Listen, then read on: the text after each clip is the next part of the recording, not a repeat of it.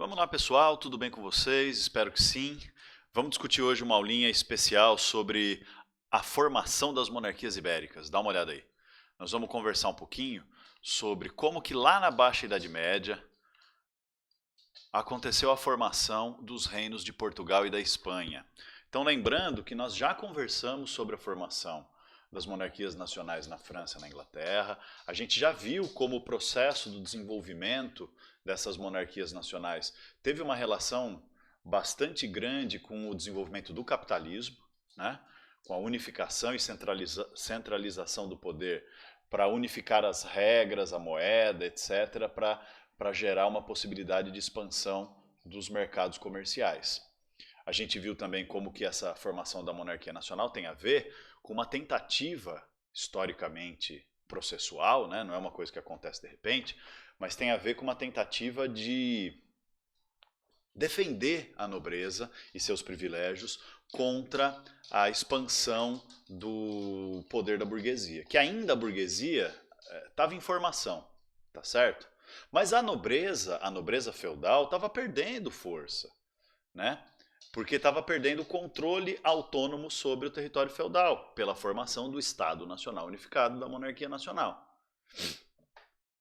E a formação do Estado Nacional Unificado e da monarquia nacional tem a ver com esse processo de expansão do capitalismo, porque tem a ver com o fato de que os reis vão cobrar impostos das cidades, vão cobrar impostos da burguesia, vão cobrar impostos da população livre urbana, para assim poder ter condições de estruturar esse poder unificado chamado Estado Nacional. Pois bem, é um processo complexo que a gente já discutiu em videoaulas anteriores. Agora nós vamos olhar para Portugal e Espanha para tentar ver o quê? Que o processo de formação da monarquia nacional, de unificação do poder e formação do Estado Nacional em Portugal e na Espanha não tem nada a ver com o processo que a gente discutiu em França e em Inglaterra. A realidade da Península Ibérica é uma realidade sui generis, é uma realidade específica, é uma realidade única que tem que ser entendida dentro do seu contexto. E é isso que nós vamos tentar fazer, beleza? Se liga aqui comigo. Depois que houve o fim do Império Romano, né, lembrando que a Península Ibérica fazia parte do Império Romano. Depois que houve a queda do Império Romano, o que aconteceu com a Península Ibérica? Aconteceu o seguinte, ela foi invadida por fundamentalmente dois povos germânicos, os visigodos e os suevos. Havia também ali um outro povo chamado de vascões, que vai dar origem mais tarde aos bascos, né? Mas eram visigodos, suevos e vascões. E cada um tinha ali os seus reinos, né? O reino dos visigodos era o maior e mais importante reino germânico pós-queda de Roma na Península Ibérica, tinha os suevos, que tinham o reino dos suevos, os vascões tinham o reino dos vascões, e todos viviam ali naquele cenário de caos social, político, típico do início da Alta Idade Média, com guerras, invasões, disputas de poder dentro das dinastias e tal, outro processo que a gente já estudou lá atrás. Enfim, nesse cenário, o que acaba acontecendo? Em determinado momento da história, o reino dos visigodos, né, na medida em que os povos germânicos se convertem ao cristianismo, os reis germânicos, por exemplo, o rei dos visigodos, se apoia na Igreja Católica para garantir a estabilidade do seu poder, os visigodos se tornam um reino bastante forte militarmente e acabam conquistando a Península Ibérica inteira, né? Então, num cenário de grande instabilidade política, o reino dos visigodos, que foi o primeiro a ter uma estrutura estável de poder, conseguiu conquistar também suevos e vascões e unificar mais ou menos ali a Península Ibérica como um império visigótico. Beleza? Beleza. Isso vai de 476, mais ou menos, que é a queda do Império Romano, até 711. Nossa, professor, mas que data mais precisa? Pois é, porque 711 acontece o quê? A invasão islâmica à Península Ibérica, através do general Tariq, que atravessa o estreito que separa, né? Vamos ver aqui um mapa rapidão. Ó, esse mapa aqui, ó. Separa esses, atravessa esse estreito aqui que separa o que hoje é o Marrocos do que hoje é a Espanha, o norte do Marrocos e o sul da Espanha. Os árabes islâmicos liderados por Tariq invadem a Península Ibérica e acabam dominando a Península Ibérica quase inteira. Na verdade, o plano do Império Árabe, do Império Islâmico, era não parar aí, né? Eles invadiram a França também, só que lá na França eles foram freados na sua expansão, eles foram vencidos pelo nosso querido amigo, já famoso, que nós já discutimos, já estudamos, lá em 732, o nosso tiozinho querido chamado Carlos Martel, o mordomo do Império do Reino da França. Pois bem, esse domínio árabe, então, na Península Ibérica, ele acaba se restringindo ali à Península Ibérica, porque após a vitória de Carlos Martel na Batalha de Poitiers, em 732, a expansão islâmica é detida, os islâmicos são expulsos do território do Reino dos Francos, mais tarde Império Carolíngio, né? E acabam ficando ali a oeste dos Montes Pirineus, que separam mais ou menos ali a Espanha da França atual, tá bom? Beleza. Aí o que acontece na Península Ibérica?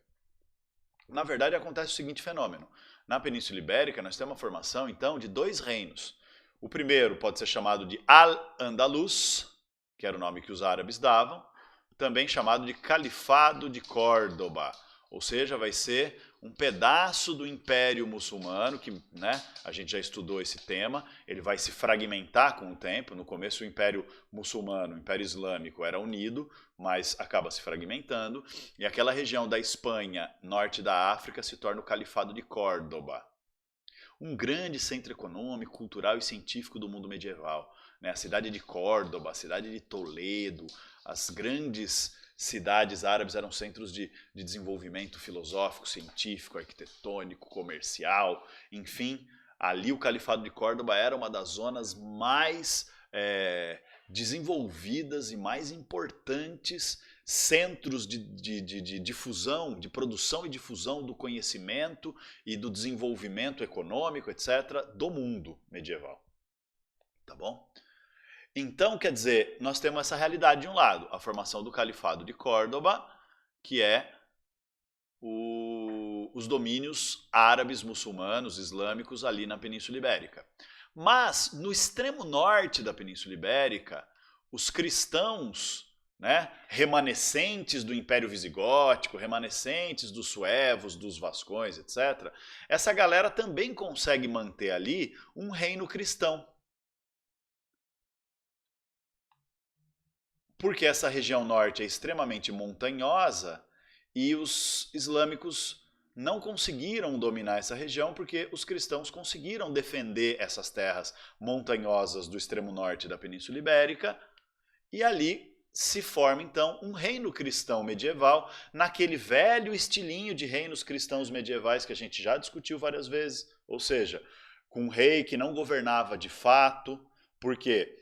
Porque esse rei tinha os seus poderes limitados pela autonomia da nobreza feudal, dos duques, condes e marqueses, que eram senhores feudais e comandantes militares de seus próprios exércitos. Então havia uma descentralização, uma fragmentação do poder. Também havia a influência da Igreja Católica muito forte, que meio que se sobrepunha à autoridade dos reis nesse período medieval, nesse período feudal da história europeia. Então, o Reino das Astúrias era um reino feudal medieval típico, só que com uma diferença, muito militarizado. E por que ele era tão militarizado assim? Porque estava em guerra constante contra a ameaça de invasão e a ameaça militar representada pelo Califado de Córdoba, representada pelo domínio árabe, islâmico, muçulmano na Península Ibérica.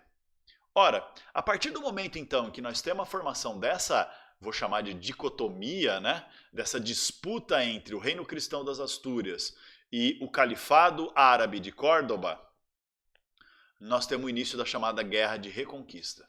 O que é a Guerra de Reconquista? É a disputa entre os cristãos do norte e os muçulmanos, que dominaram praticamente a Península Ibérica inteira, em torno da tentativa dos cristãos de expulsar, os cristãos das Astúrias, expulsarem os árabes, os muçulmanos da Península Ibérica. Vai ser um confronto, uma guerra, um conflito que vai durar mais ou menos 774 anos. Porque aos pouquinhos vai acontecendo, né? Uma disputa cheia de idas e vindas, mas aos pouquinhos vai acontecendo esse esforço de expulsar os árabes dos territórios da Península Ibérica e expandir os domínios cristãos na região, portanto expandir o reino das Astúrias. Só que no fim das contas vai acabar que não é o reino das Astúrias que vai se expandindo. Novos reinos, nesse processo de guerra contra os árabes e expansão cristã na Península Ibérica durante 774 anos, vai acontecer que vários líderes militares vão aparecendo na região e vão formando novos reinos. Então o reino das Astúrias vai até desaparecer. E outros reinos cristãos vão dar lugar, né, vão ocupar o espaço desse reino das Astúrias e vão fazer essa luta de expulsão dos árabes. Dá uma olhada no mapa. Ó, esse primeiro mapa que eu estou destacando aqui, que está do lado esquerdo, no alto da sua tela, é o mapa em 790, no ano de 790. Ou seja, 79 anos depois da conquista árabe da Península Ibérica, 79 anos depois da invasão de Tariq, o conquistador, que deu nome inclusive ao Estreito de Gibraltar, que quer dizer em árabe a rocha de Tariq, Gibraltar, a rocha de Tar era o Tariq. Então temos aqui ó, o cenário, Al-Andalus, a parte verde. Eu perdi o cursor, espera aí, achei o cursor. Al-Andalus, a parte verde do nosso mapa, que é o domínio árabe, o domínio islâmico, a Andalucia, ou o Califado de Córdoba. Olha onde está aqui todas as cidades importantes, né? Do domínio árabe. Olha quanta cidade importante. E eram cidades altamente desenvolvidas e tal, não sei o quê. Beleza, mano. Aí aqui o que está em amarelinho é o reino das Astúrias. Ah, professor, mas está escrito esquisito. Está em francês porque eu sou chique. Rouen de las Astúries. Cuja capital era a cidade de Leão. Cidade de Leão era a capital do reino das Astúrias. No começo, na verdade, o reino das Astúrias era mais ou menos isso aqui só. Mas aí já, a partir de 711, começa essa guerra de reconquista que já vai reconquistando o rolê. Beleza. Aí aqui o que está em marrãozinho é a antiga marca hispânica, meio que o califado, desculpa,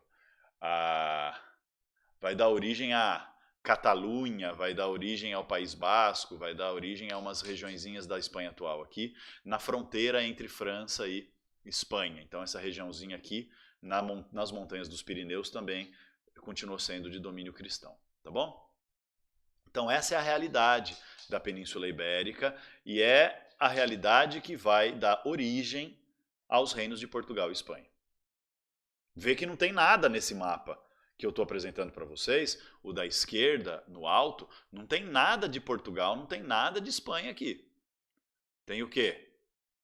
Tem Andalucia, Califado de Córdoba e tem Astúrias, né? E mais nada na Península Ibérica aqui. Beleza. O que vai acontecer, galerinha? Guerra de reconquista. Vai vendo aí, ó. Vai acompanhando no mapa comigo, por favor. Agora nós vamos no mapa da direita no alto, ó. Este mapa aqui. Essa guerra de reconquista vai dando origem a não só a expulsão dos árabes, mas a formação de novas regiões, novos territórios e, portanto, novos reinos e áreas feudais nessa região. Então veja, olha o reino das Astúrias, o que é agora, ó. Tá vendo? Reino das Astúrias, capital em Leão. Vizinho do reino das Astúrias se forma um feudo que era vassalo das Astúrias. Então vassalo quer dizer o quê? Era ligado, tinha obrigação de apoio militar, que é o Condado da Galícia. Tá aqui, a Galícia. Aí, à direita, ou seja, a leste das Astúrias, nós temos um pequeno reininho, um pequenino reino, que é o reino de Castela, Castilla. Beleza? Cuja capital era Burgos. Mas depois vai virar Madrid. Mas calma, depois a gente fala disso. O que vai acontecer aqui? Castela é um reinozinho, que é ligado a Leão também, né, por relações de parentesco e tudo mais, mas vai se formar nas guerras de expulsão dos árabes. Vai se formar também aqui a região da Pamplona, que mais tarde vai dar origem ao reino de Navarra, a região de Aragão, que é o reino de Aragão, vai vendo, e aqui o condado de Barcelona, que mais tarde vai dar origem ao condado da Catalunha. Aqui está Barcelona, tá vendo? A sede do condado de Barcelona. Então isso aqui era o que tinha de cristão na Península Ibérica a partir da Guerra de Reconquista. Esse mapa apresenta a situação da Península Ibérica por volta do ano de 900. Veja, 110 anos depois do primeiro mapa. Então vai vendo que há um processo de complexificação da realidade de formação de novos reinos e territórios cristãos, reinos medievais cristãos na Península Ibérica, combatendo o domínio árabe, o domínio muçulmano, o califado de Córdoba, a região de Andaluzia. Tá bom? Beleza. Maravilha. Aí o que acontece? A gente vem aqui para o nosso terceiro mapa, que é o mapa do lado esquerdo embaixo, onde o meu cursor está passando aqui. Ó. Vai vendo aqui o que aconteceu. Olha só. Astúrias não tem mais. Tá achando Astúrias? Não, porque o reino de Astúrias passou a ser chamado de reino de Leão. Então vai vendo, ó, as Astúrias, que estava aqui, olha o tamanho das Astúrias, expandiu e virou isso aqui. Olha o tamanho das Astúrias, que virou Leão. Castela, que era um cocositinho, um reininho bostinha, olha o que aconteceu com Castela, ó, que castelão.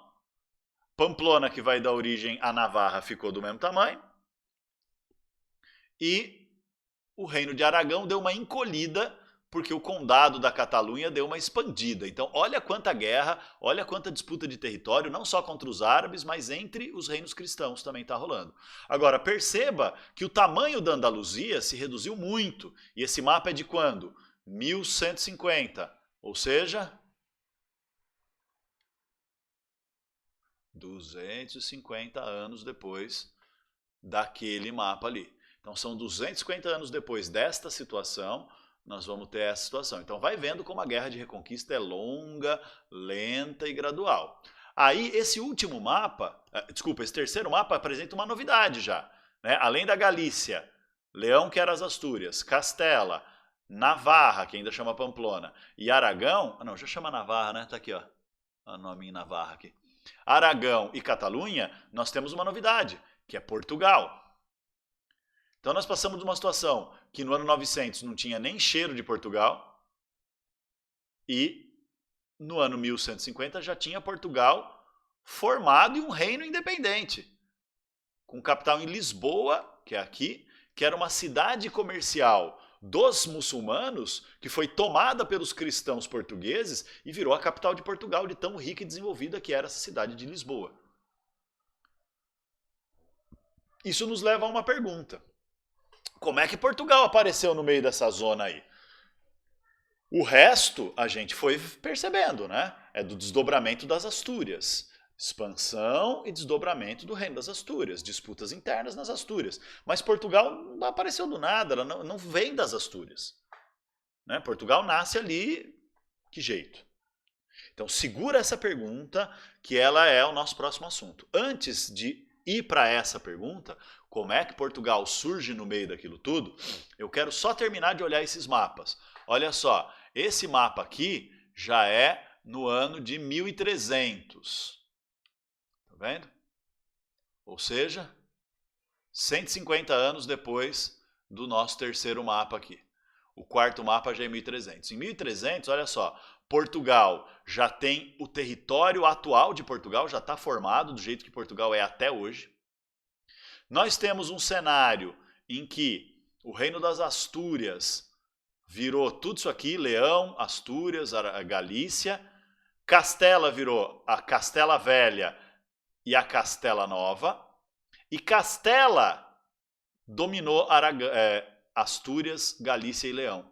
Virou o reino de Leão e Castela. Então tudo isso aqui, ó, Castilla, Nouvelle Castilla, a Nueva Castilla e a Vieja Castilla se juntam com Leão por causa de herança, né? As dinastias desses reinos eram parentes entre si e os reis de Castela herdaram Leão e formaram um reino só, Leão e Castela, que é a raiz da formação da Espanha. Segura essa bronca aí. É a raiz da formação da Espanha. Então nós temos um mega reino, Leão e Castela. Olha aqui, os árabes, os islâmicos, estão quase expulsos, né? Quase acabou o domínio islâmico aqui, só sobrou essa regiãozinha que chama Granada, a última região do domínio árabe em Andalucia, né? No Califado de Córdoba, a última região que sobrou foi Granada.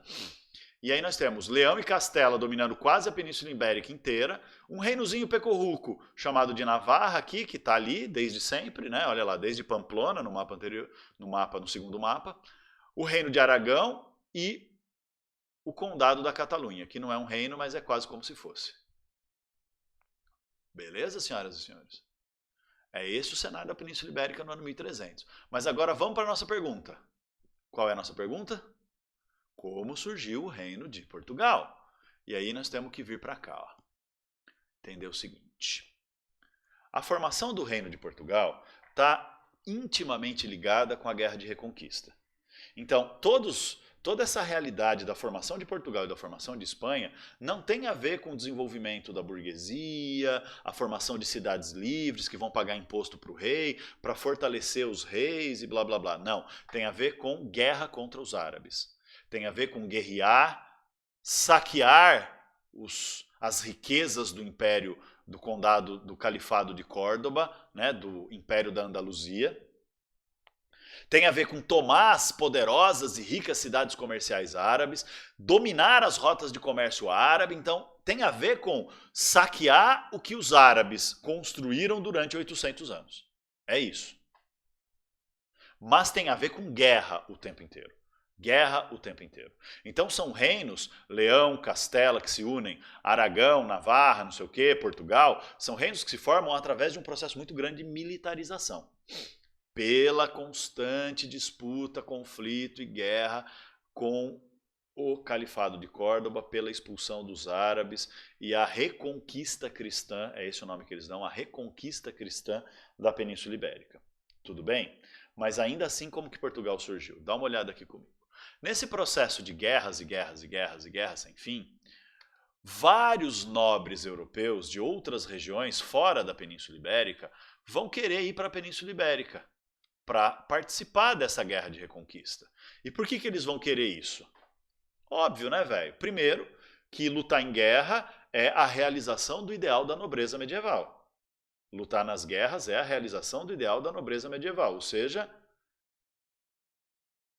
glória militar é o primeiro objetivo de um nobre verdadeiramente nobre. Lutar contra os infiéis é o segundo objetivo, ou seja, os caras se viam fazendo uma cruzada ali na Península Ibérica. A Guerra de Reconquista era como se fosse uma continuidade das cruzadas. Então é uma guerra contra os muçulmanos, é uma guerra contra os infiéis, então nós temos que nos unir para lutar pelo cristianismo. Então, honra e glória militar, motivo religioso, a luta contra os infiéis para defender o cristianismo e expulsar os muçulmanos da Europa.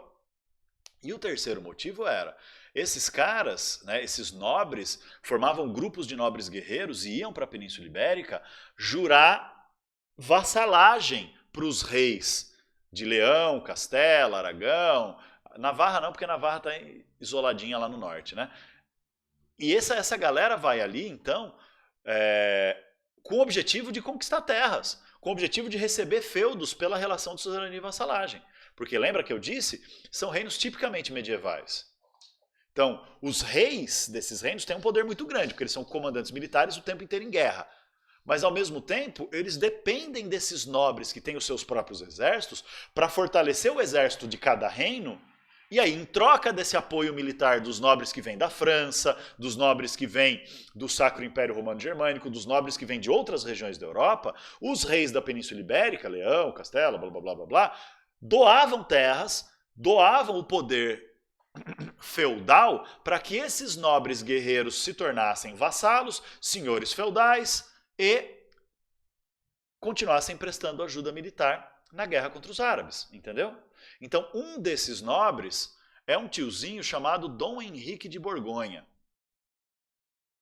Dom Henrique de Borgonha prestou, ele era o terceiro filho, se eu não me engano, de um nobre francês muito poderoso, que era o Duque da Borgonha. Só que o Henrique de Borgonha não era herdeiro de nenhuma terra, de nenhum feudo lá na Borgonha. Porque ele é o terceiro filho, a herança passa só para o filho mais velho, para não dividir o poder e as terras, entendeu? Então esse era o costume medieval, a herança era só do filho mais velho. Então o Henrique de Borgonha, se ele quisesse ser um senhor feudal importante, se ele quisesse ser um nobre que fosse um duque, um conde, um marquês, alguma coisa assim, ele tinha que lutar em guerras para algum rei, para virar vassalo desse rei e receber terras. Foi isso que Dom Henrique de Borgonha fez. Ele foi lutar e prestou juramento de fidelidade ao rei de Leão. Só que nessa época Leão e Castela já era uma coisa só, né? Era o reino de Leão e Castela. Mas ele prestou juramento de fidelidade ao rei de Leão. Então ele virou vassalo de quem? Do rei de Leão. E vai lutar lá. Leão e Castela, Dom Henrique de Borgonha, um monte de outros nobres vão lutar lá contra os muçulmanos. E tá rolando a guerra de reconquista. O Henrique de Borgonha é um puta líder militar. Ele consegue, com seu comando militar sobre suas tropas nobres de origem francesa, de origem borgonhesa, ele consegue importantes vitórias militares contra o Califado de Córdoba. Em troca, então, em reconhecimento desse grande valor militar de Henrique de Borgonha, o que acontece? O rei de Leão, tá vendo aqui, ó, doa para o Henrique de Borgonha essas terras que ele tinha comandado a conquista, para ele ser um nobre vassalo do rei de Leão. Então Henrique de Borgonha se torna o primeiro conde da região de Portucale. Por que região de Portucale? Porque a principal cidade desta região era uma cidadezinha chamada era uma cidadinha chamada uma cidade-zona comercial chamada Cidade do Porto. Por isso, região de Portucale, a região em volta da cidade do Porto. O rei de Leão transformou a região de Portucale em condado portucalense. Na verdade, ó, inicialmente, nós vamos ver isso no próximo mapa, tá vendo? O condado portucalense era só esse pedaço aqui. Não era tão amplo assim. Era pequenininho, condado portucalense. E foi o condado, então, a área feudal que Dom Henrique de Borgonha recebeu para ser vassalo do nosso querido amigo, o rei de Leão. Tá bom? Tudo bem? Deixa eu tentar apagar esse negócio aqui. Aí o que acontece? Depois que o Dom Henrique de Borgonha morre, o filho dele, que é um cara chamado Dom Afonso Henriques. Deixa eu só falar uma coisa. O termo dom não é um nome, tá? O termo dom designa uma função de poder e nobreza na língua portuguesa. Então é como se fosse o sir em inglês, mais ou menos. Sir. Dom Afonso Henriques. É aquele que é um senhor feudal ou uma pessoa do alto clero, né? Alguém que faz parte das camadas superiores da sociedade, mas tem uma função de grande poder. Né? Então, os grandes senhores, o duque, não sei o quê, o conde de Portucale, o marquês da Abobrinha, eles são dons. Também os bispos, né? Dom Paulo Evaristo Armes, que é um bispo católico do Brasil, que foi importante na luta contra a ditadura militar, por exemplo, usa esse designativo de dom, que designa, então, uma pessoa que tem uma posição superior, certo? Na hierarquia. Então, o Afonso Henriques, ele é o herdeiro do Henrique de Borgonha. Só que desde a época do Henrique de Borgonha, o condado portucalense nunca foi muito obediente ao reino de Leão. O condado portucalense continuou, na época do Henrique de Borgonha, fazendo guerra contra os árabes, os muçulmanos, por conta própria. Continuou conquistando novas terras e o conde de Portugal, Dom Henrique de Borgonha, ele nomeava nobres fiéis a ele como vassalos dele, também doando terras para nobres que não eram então vassalos do rei de Leão, vão ser vassalos do conde de Portugal. Então olha que louco, o conde de Portugal é vassalo de Leão, mas as terras do condado portucalense são divididas em feudos e dadas para nobres comandantes militares, aliados do Henrique de Borgonha. Então, esses nobres aliados do Henrique de Borgonha são vassalos do Henrique de Borgonha, não são vassalos do rei de Leão. Então, isso vai aumentando o poder do Henrique de Borgonha de não obedecer ao reinado de Leão. O que acontece? Quando o Dom Henrique de Borgonha morre, o filho dele assume, né, o Afonso Henriques, Afonso I, assume o papel de conde de Portugal. E ele não vai respeitar em nada, o reinado do seu primo, que era o rei de Leão. Que louco. Porque o Henrique de Borgonha tinha casado com a irmã do rei de Leão. Então, quando o Dom Afonso Henriques, olha que confusão, quando o Dom Afonso Henriques assume como conde de Portugal, ele é primo do rei de Leão e Castela. E ele não quer obedecer Leão e Castela. O que ele faz? Exatamente isso. Olha aqui. Em 1139, depois de uma importante vitória contra os muçulmanos que expandiu pra caramba o território de Portugal, Dom Afonso Henriques declara a independência de Portugal. Então, 1139 é o ano da proclamação da independência de Portugal. E ele, Afonso Henriques, que era conde de Portugal, declarou o seguinte: não tem mais condado portucalense. O condado portucalense daqui para frente se chama Reino de Portugal. E eu, Afonso Henriques, não sou mais Dom Afonso Henriques, conde de Portugal. Deste momento em diante, eu sou Dom Afonso I, rei de Portugal. Leão e Castela aceitaram a independência de Portugal? Nem fudendo. Vai surgir uma guerra entre eles, um conflito entre eles. Só que é uma guerra difícil, por quê? Porque ao mesmo tempo que eles estão disputando ali se Portugal fica ou não independente, Castela quer dominar Portugal e Dom Afonso quer a independência de Portugal, junto com a nobreza portuguesa que é vassala dele, né? Os nobres de cada regiãozinha de Portugal ali são vassalos do Afonso I, do rei de Portugal, e não de Leão e Castela. Então, ao mesmo tempo que está rolando essa treta, essa guerra, esse conflito, tem a treta ainda com os muçulmanos que não parou. Então, qual é a coisa mais importante para Leão e Castela nesse momento?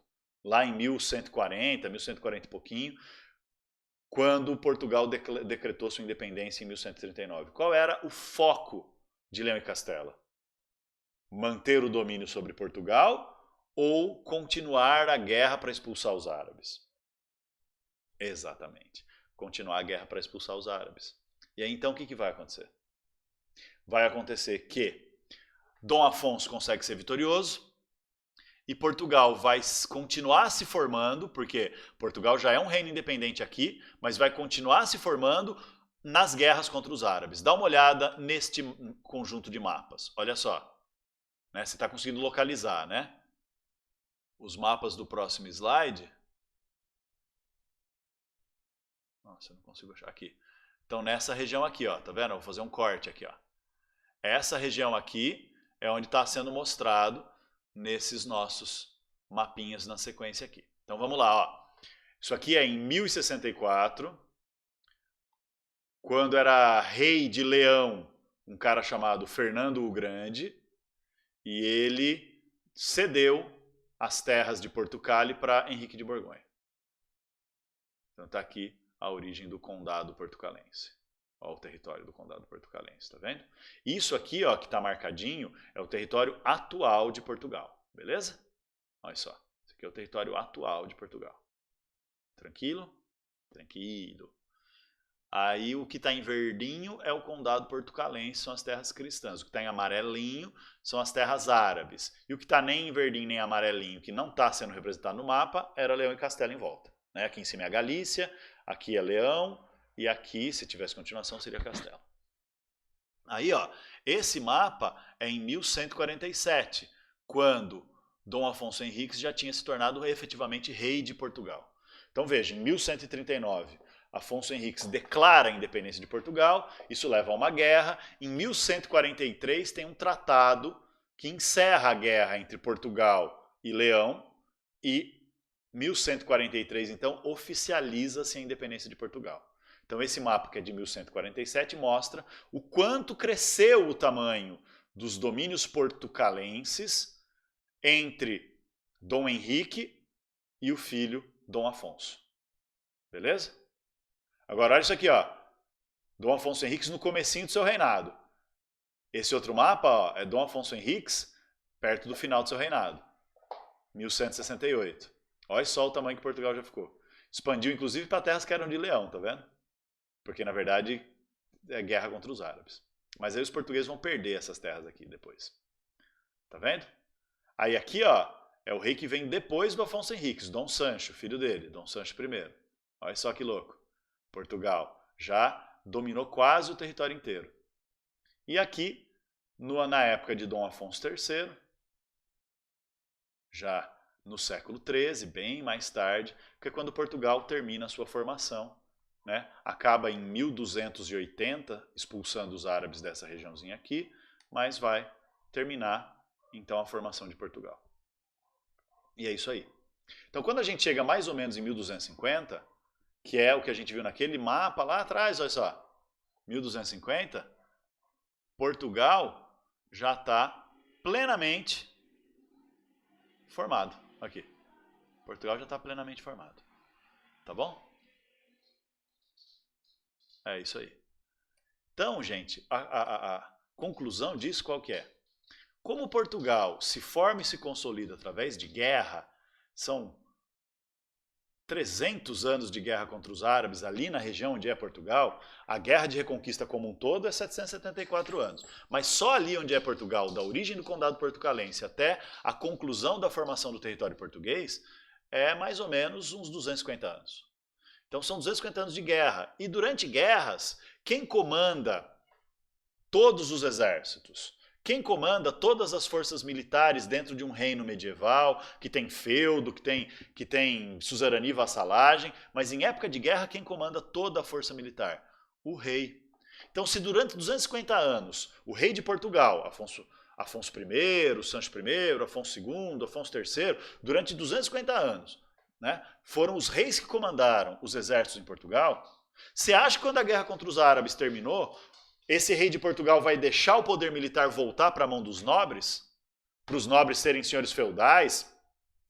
E não obedecerem o rei? E o rei não conseguir governar? Você acha mesmo que o rei de Portugal, comandando exército por tantas gerações, vai deixar que o seu poder se perca, se fragmente, se descentralize para cada senhor feudal mandar no seu feudo?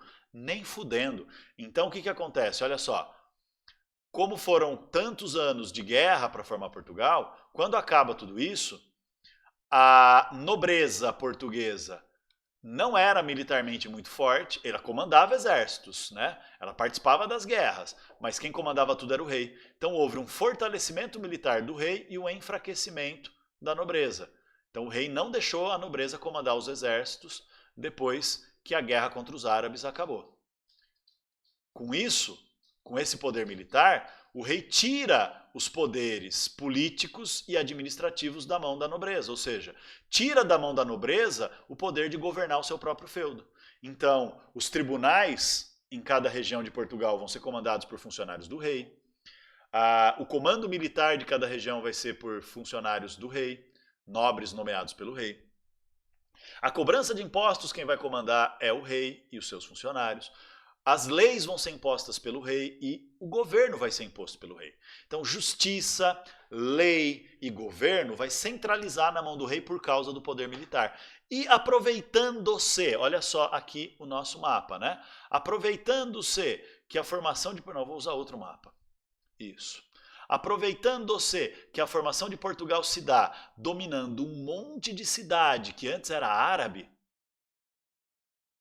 Porto, Coimbra, Bragança, Lisboa, Évora, essas cidades que são muito importantes já desde antes de Portugal existir, são grandes centros comerciais, são grandes centros de desenvolvimento filosófico, científico, são grandes centros de desenvolvimento de técnicas de navegação, são grandes centros, então são grandes potências comerciais as cidades portuguesas, não por causa dos portugueses, porque os portugueses é tudo cristão, nobre, guerreiro, e feudo, camponês trabalhando na terra. Mas os árabes e os judeus que viviam na região, a maioria foi expulso, claro. Mas quem ficou ali eram grandes comerciantes. Então o que acontece? Começa a se formar uma burguesia portuguesa, ou pelo menos uma camada mercantil, ou seja, uma camada social voltada para o comércio interno e para o comércio marítimo, muito rica. Misturando, né, cristãos que conquistaram essas terras com os próprios árabes que continuaram vivendo ali e se converteram ao cristianismo, que são apelidados na Península Ibérica, esses árabes que, para conseguir ficar dentro da Espanha ou dentro de Portugal, se converteram ao cristianismo para não perder seus negócios e não perder sua história, né, na região e tal, não serem expulsos da sua própria terra, esses caras são apelidados de cristãos novos. Né? Os árabes e os judeus que se convertem, os cristãos novos.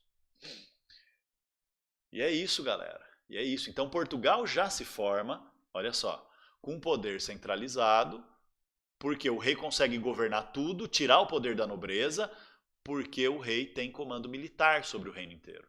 E ao mesmo tempo, mantendo o comércio e ampliando o comércio que os árabes já faziam na região, Portugal já se forma como um reino com poder centralizado na mão do rei e com uma força comercial muito importante. E Portugal está num lugar estratégico, né? Você percebe? Ó? Portugal está aqui, na passagem entre o Oceano Atlântico e o Mar Mediterrâneo. Né? Então, é um cenário muito estratégico para Portugal se tornar uma potência comercial, que de fato vai se tornar, a gente sabe disso. Né? Tanto sabe disso que nós aqui no Brasil somos colônia, fomos colônia de Portugal, fomos colonizados pelos portugueses, porque Portugal foi a região da Europa pioneira que primeiro fez e primeiro desenvolveu as chamadas grandes navegações, a chamada expansão ultramarina. Então esse é o cenário da formação de Portugal, beleza? Dá uma olhada aqui de novo.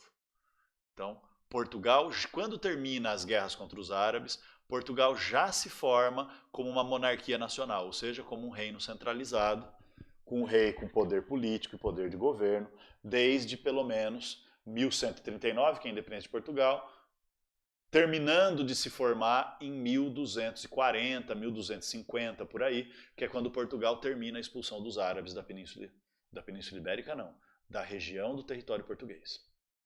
Na Península Ibérica os espanhóis vão continuar ainda um tempo.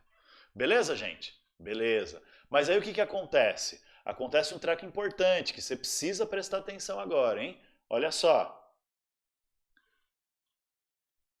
Como Portugal, então, já nasce como um reino centralizado, aqueles problemas que os outros reinos europeus tinham, de ter um feudalismo muito forte, que atrapalhava o desenvolvimento do comércio, que eram entraves feudais, né? Travas, barreiras feudais do desenvolvimento do comércio, em Portugal já não tinha tanto.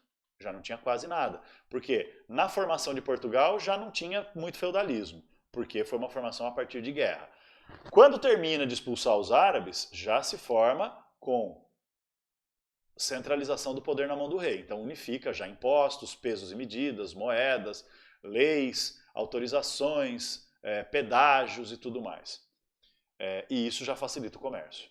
Então o resultado é que vai ter a formação de um grupo comercial formado tanto por árabes convertidos ao cristianismo como por cristãos portugueses que vão tomar conta do comércio dos árabes que foram expulsos da região de Portugal. Isso faz com que, então, na metade do século XIV, né, olha só, Portugal acabou de se formar na metade do século XIII. Um século depois, Portugal já tinha tanta força comercial que era o único país que tinha condição de fazer navegação marítima e tentar fazer grandes navegações. Tentar expandir o seu comércio, não só ali dentro do Mar Mediterrâneo, dentro da Europa, o comércio já conhecido, mas expandir o comércio para fora, expandir o comércio para fazer grandes navegações no oceano, para buscar novos produtos, especiarias lá no Oriente, para atravessar o oceano e encontrar a América e iniciar a colonização dessa região. Então Portugal é o primeiro país da Europa a se centralizar. Então, a primeira monarquia nacional é o primeiro Estado nacional formado na Europa, já no século XIII, 1250.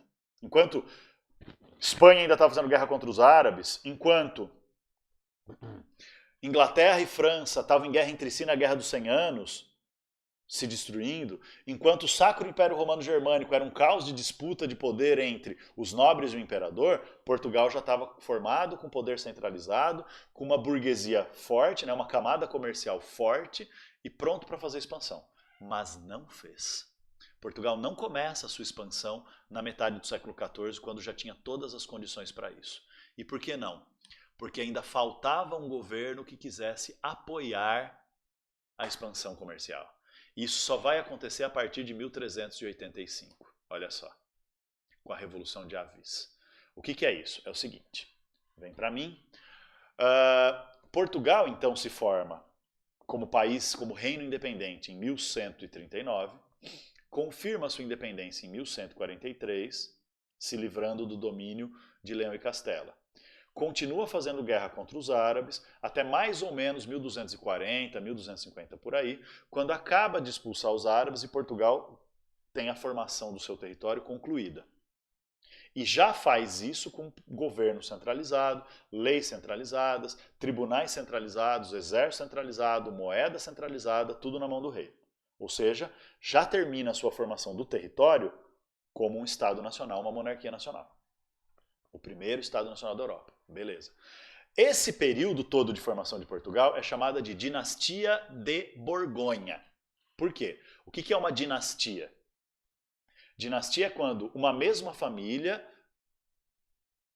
comanda o trono, comanda o reino de geração em geração. Ou seja, quando o poder passa hereditariamente dentro da mesma família por várias gerações, criando então uma família real que hereditariamente se mantém no poder, uma dinastia.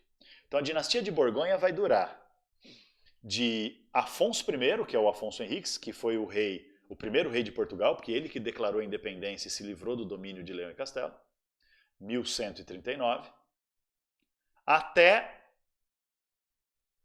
1383. Percebeu? 250 anos é a dinastia de Borgonha. Essa dinastia de Borgonha tinha uma mentalidade meio medieval, ou seja, eles valorizavam a guerra, valorizavam a luta contra o infiel, mas não valorizavam a expansão comercial. Então, apesar de Portugal ter uma posição privilegiada no litoral do Oceano Atlântico e na passagem entre o Oceano Atlântico e o Mar Mediterrâneo, apesar de Portugal ter uma força comercial muito grande desde a época do domínio árabe, que só aumentou depois que Portugal ficou independente. Apesar, então, de ter um governo centralizado que conseguia impor uma moeda única e tinha condições de cobrar impostos, estimular navegações para expandir o comércio, a dinastia de Borgonha não tinha nenhum interesse em expandir o comércio. Porque eles eram reis com uma mentalidade nobre, uma mentalidade medieval de guerra e cruzada. Certo? Só que em 1383 morre o último rei da dinastia Borgonha, que é um maluco chamado Fernando VII. Aí o que acontece? Fernando VII, acho que é. Enfim, se não for, depois eu corrijo. Quando esse cara morre, o parente mais próximo dele, que considerava que tinha direito a sucedê-lo no trono, era o rei de Leão e Castela. Por quê?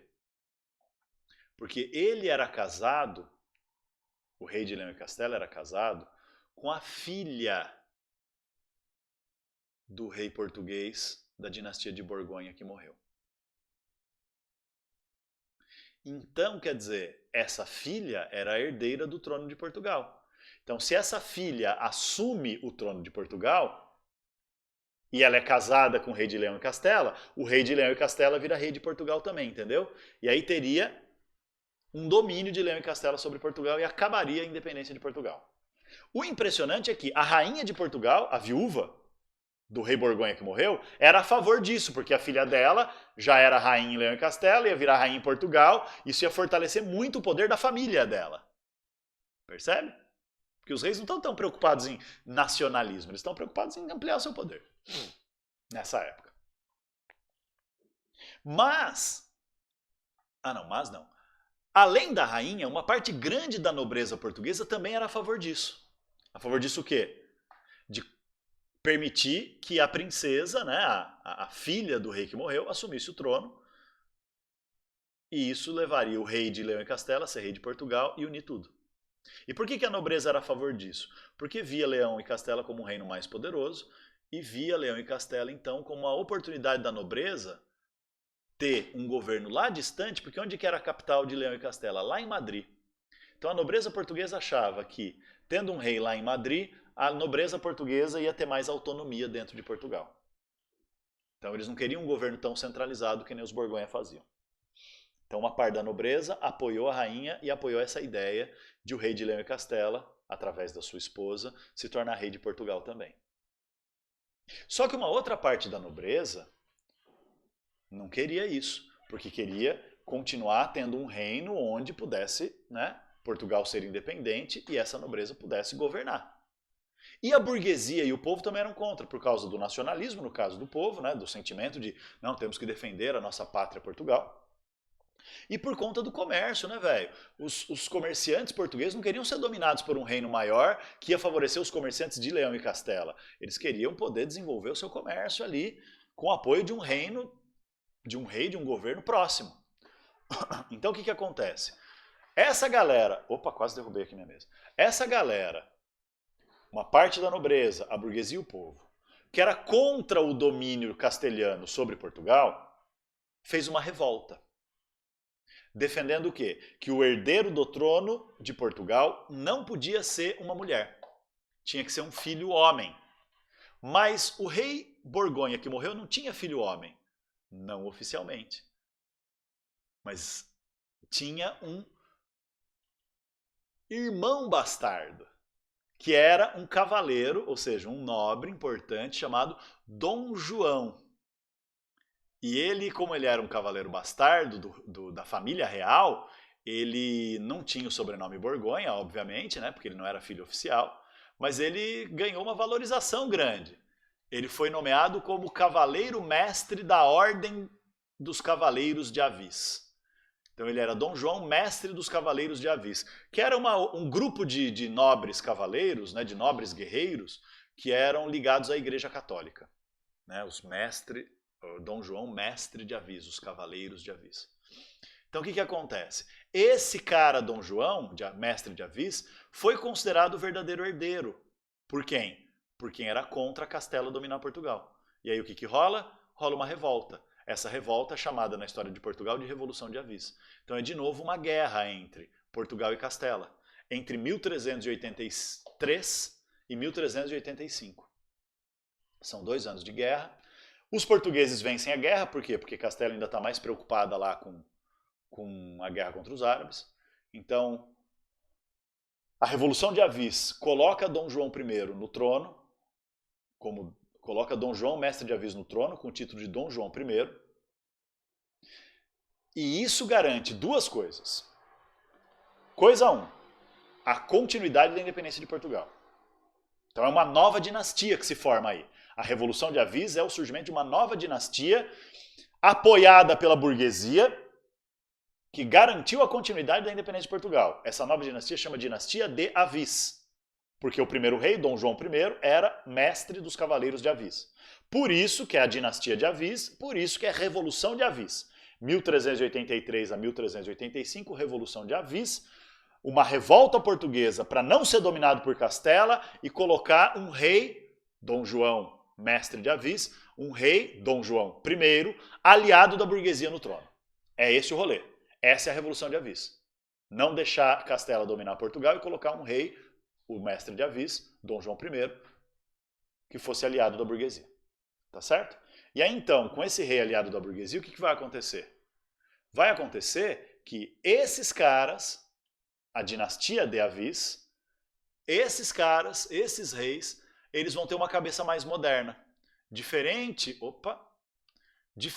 dos reis da dinastia Borgonha, que tinha uma mente mais medieval, mais militarista, mais cruzadas, esse Dom João Mestre de Aviso, como ele tem um grande apoio da burguesia, ele é um nobre também. Então não é que ele vai ser, uhul, sou burguês. Não, ele é um nobre, ele é um rei, e ele tem uma mentalidade nobre também.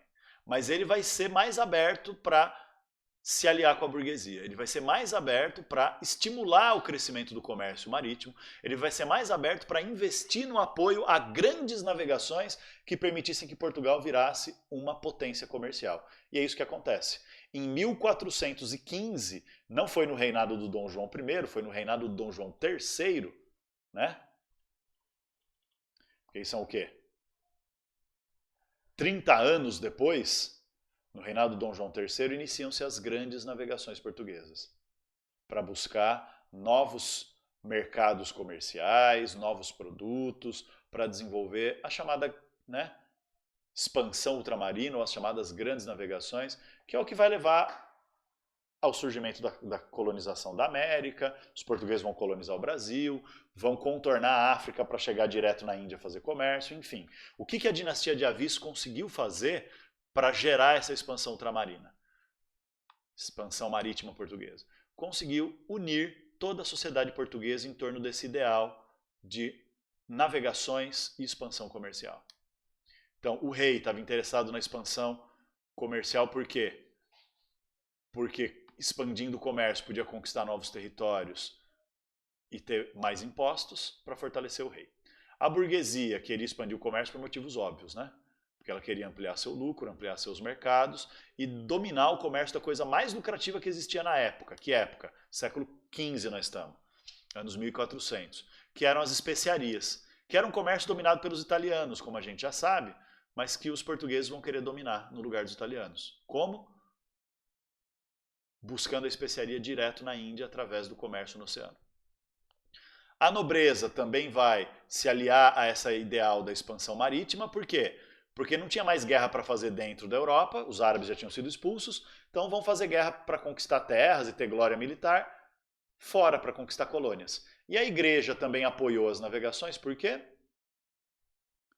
Porque queria expandir a sua fé, expandir o seu domínio, porque era uma época que estavam rolando mudanças na religião, a gente vai estudar isso depois, e essas mudanças na religião estavam enfraquecendo o domínio da Igreja Católica na Europa, e a Igreja Católica vai querer expandir também a fé para, por exemplo, os povos indígenas da América, por exemplo, as sociedades na Índia, na China, no Japão, e a Igreja Católica então vai buscar essa expansão da fé. Então perceba que as grandes navegações, que é um momento assim fundamental da história portuguesa, é uma época de convivência entre novos ideais. Que novos ideais?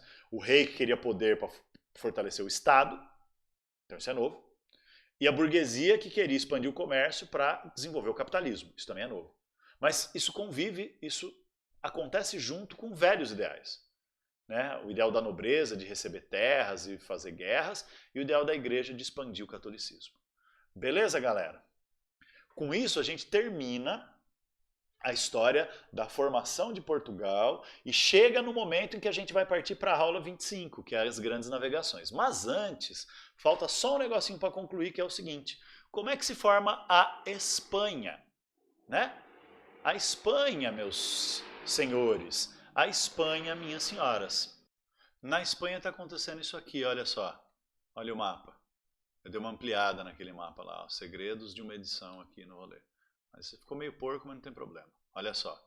A Espanha, desde 1300, ainda estava terminando de expulsar os árabes. Sabe quando a Espanha vai terminar de expulsar os árabes? A parte verdinha aqui, e conquistar a Península Ibérica inteira fora Portugal. A gente já viu a Revolução de Aviso que Portugal conseguiu manter sua independência. Em 1492 só. E como que eles fazem isso? Através de uma grande aliança militar entre todos os reinos aqui. E essa grande aliança é representada pelo casamento da rainha de Leão e Castela, aqui é Madrid, a capital de Leão e Castela, que era Dona Isabel, com o rei de Aragão, Dom Fernando.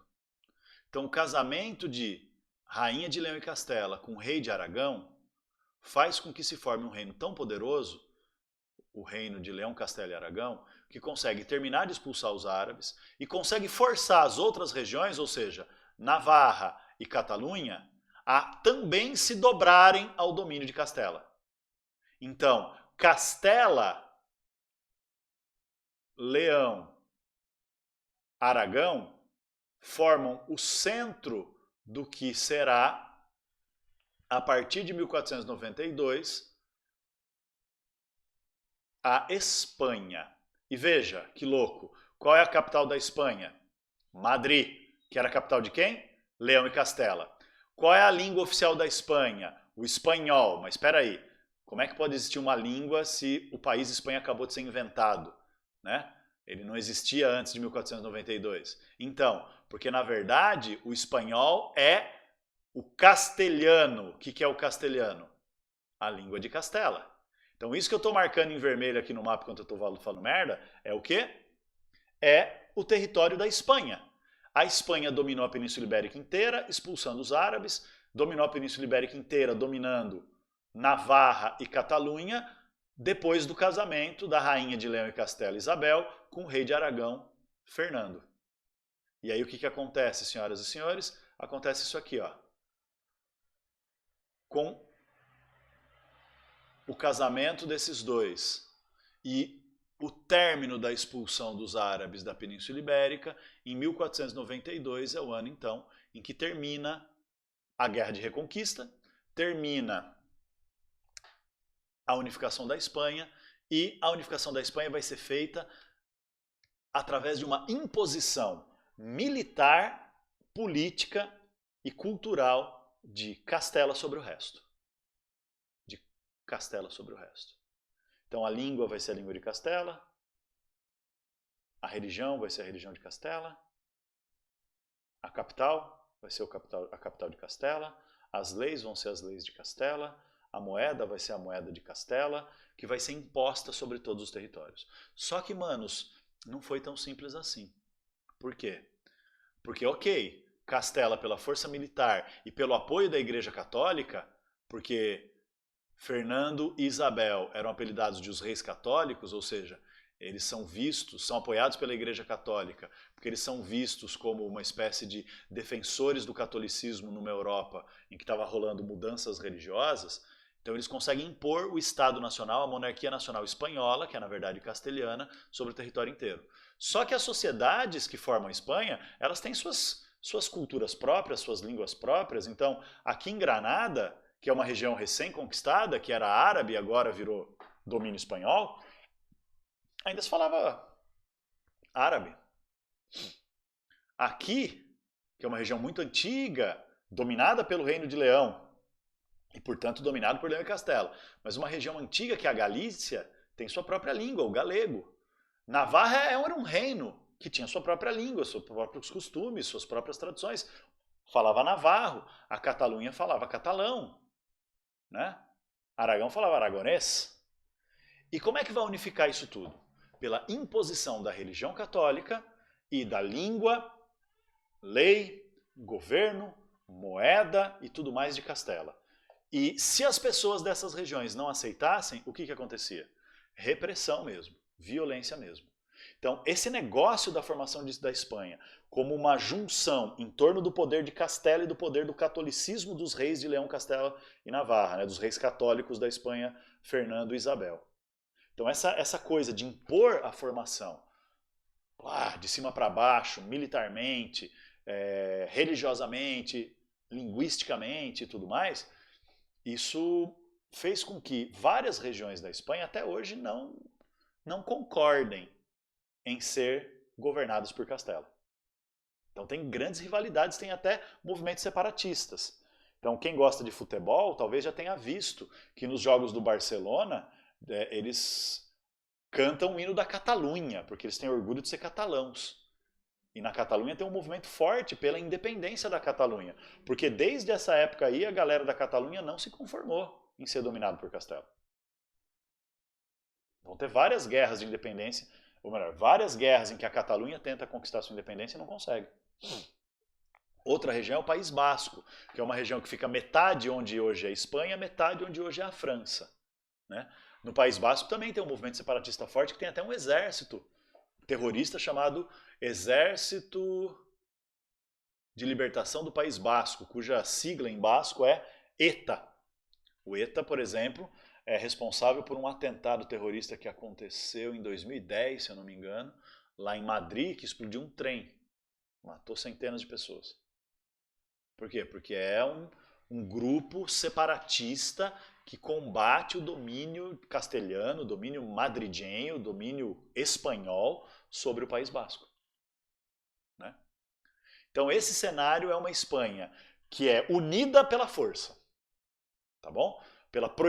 Castela proíbe o uso das línguas, das tradições, dos costumes de cada região, impõe sua língua, suas leis, etc., com apoio da Igreja Católica por causa dessa ideia de os reis católicos Fernando e Isabel.